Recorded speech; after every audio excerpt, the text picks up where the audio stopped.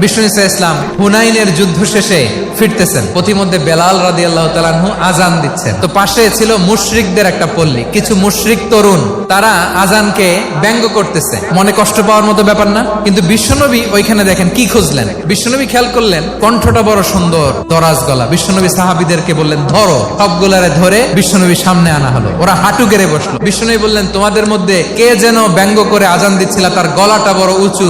আবু মাহজুরা বলে আমার বন্ধুরা সবাই আমার দিকে আঙ্গুল দেখায়। আবু মাহজুরার মাথায় হাত দিয়ে বললেন এবার আজান দাও দেখি। আবু মাহজুরা বলে আমি তো আজান দিতে জানি না। বিশ্বনবী বললেন তাহলে আসো আমি তোমারে শিখাই দেই। বিশ্বনবী একটা বাক্য পরে, আবু মাহজুরা পরে, বিশ্বনবী পরে, আবু মাহজুরা পরে। আবু মাহজুরা বলে এক একটা বাক্য পড়ি আমার কলিজাটা গলে ঠান্ডা হয়ে যায়। বিশ্বনবীর সাথে দাঁড়িয়ে উনি শাহাদা পড়ে মুসলমান হয়ে গেলেন। বিষ্ণু ইসলাম বললেন যাও আবু মাহজুরা, আমি তোমাকে পৃথিবীর শ্রেষ্ঠতম মসজিদ মক্কার মসজিদুল হারামের মুয়াজ্জিন হিসেবে অ্যাপয়েন্ট করে দিলাম। দেখছেন কিভাবে ট্যালেন্ট হান্টিং করতে হয়।